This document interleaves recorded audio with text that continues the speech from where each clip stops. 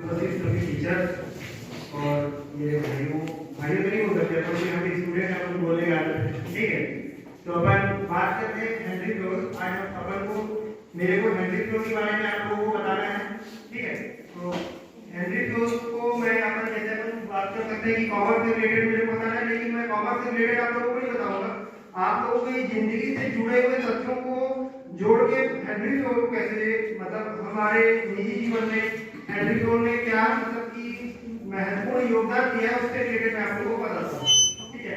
Henry close एक mining engineer थे। उनका जन्म 1826 के लगभग आसपास हुआ था। उनको अपन फादर ऑफ मॉडर्न मैनेजमेंट के नाम से अपन जानते हैं, ठीक है। हेनरी क्लोज क्या बोलते हैं कि हेनरी क्लोज ने 4 तत्व दिए हैं। उसमें है कि planning, organising, directing and controlling. जब भी अपन कोई भी काम करते हैं तो अगर बिना किसी दिशा निर्देश के अपन कोई भी काम करते हैं, ठीक है, कोई भी काम करते हैं तो उसके पहले अपन कोई भी प्लानिंग करते हैं उसका कि किस तरीके से हम लोग उसका प्लान करेंगे।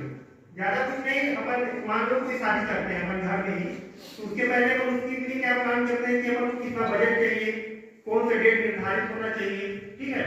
उसके बाद उसमें कितने दिन लगेंगे, कौन कौन आएंगे, ठीक। हेनरी क्लोज क्या बोलते हैं कि अपन किसी भी काम को करने से पहले हम लोग पहले प्लानिंग करेंगे, ठीक। प्लानिंग करने के बाद उसको पहले अपन ऑर्गेनाइज करेंगे, ठीक। प्लानिंग किस तरीके से कि उसका किसी भी काम को कितनी अवधि का है, कितना उसमें बजट आएगा, किस तरीके से उसको पूरा किया जाएगा, तो वो ना काफी अच्छा हो जाता है अगर कोई भी चीज अपन प्लानिंग करके करते हैं।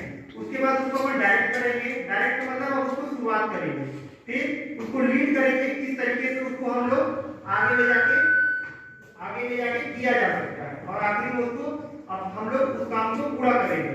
हेनरी क्लोज को हम लोग फादर ऑफ मॉडर्न मैनेजमेंट के नाम से जानते हैं, और उन्होंने 14 प्रिंसिपल दिए, ठीक है, कि किस तरीके से हम लोग किसी भी काम को पूरा कर सकते हैं, ठीक। तो उसमें डिवीजन ऑफ वर्क है, कमांड है, प्लानिंग है, ऑर्गेनाइजिंग है, डायरेक्टिंग है, कंट्रोलिंग है।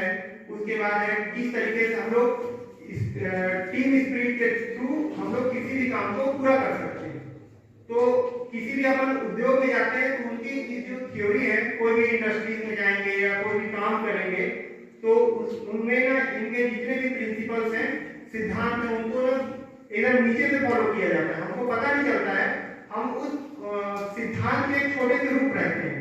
हम लोग रोज आते हैं जाते हैं, जैसे हम लोगों को आप मान लीजिए हम लोग कॉलेज में आने वाले समय में हमको नेट करवाना है, ठीक है। हमको नेट करवाना है तो नेट एक ही में तो हो नहीं जाएगा, उसके लिए एक लंबा प्रोसेस है। उसमें आज प्रतियोगिता होगा, हमारा हुआ, कॉलेज का होगा। कॉलेज में हम लोगों को देखना कि हम लोगों कॉलेज में बहुत सारी चेंजेस हो रहे हैं, ठीक है। तो चेंजेस क्यों हो रहे हैं, चेंजेस का मोटिव क्या है, आने वाले समय में वो हमको क्या देगा, ठीक।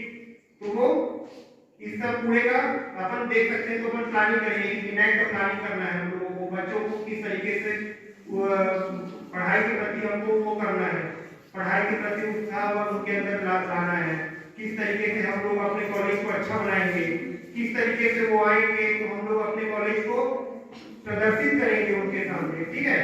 प्रदर्शित करने के बाद उनके सामने वो किस तरीके से हमको जज करेंगे, जज करने के बाद हम लोगों को कितना नंबर दे किया हम लोग कॉलेज के, उसके बाद आगे और क्या इंप्रूवमेंट करना है।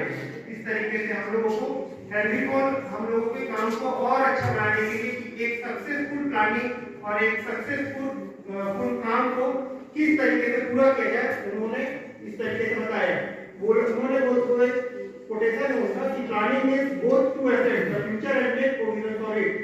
मतलब प्लानिंग हमारे फ्यूचर का क्या है, संपत्ति है, जो हमें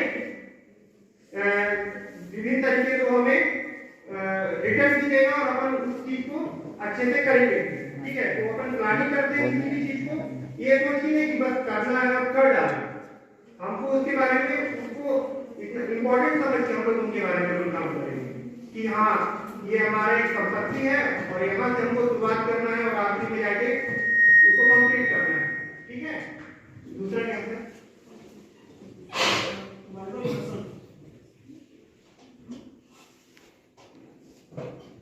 जैसे अपन ये कॉमर्स से रिलेटेड ही है, लेकिन कॉमर्स से रिलेटेड कॉमर्स एक हम लोग जब भी कॉमर्स की बात करते हैं तो हम लोग सोचते हैं कि व्यवसाय, ठीक है, वो व्यवसाय नहीं है। हम लोग कोई भी काम करते हैं तो हमारी निजी जिंदगी से रिलेटेड है। व्यवसाय क्या है? हमारा जीवन भी व्यवसाय है।